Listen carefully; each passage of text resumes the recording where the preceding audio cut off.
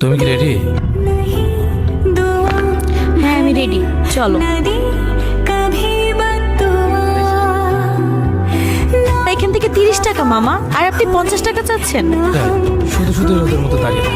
আরে না না, হয়তো কেন বেশি টাকা দিব মামা, আপনি জানতো আমরা যাবো। সরি, কি হয়েছে?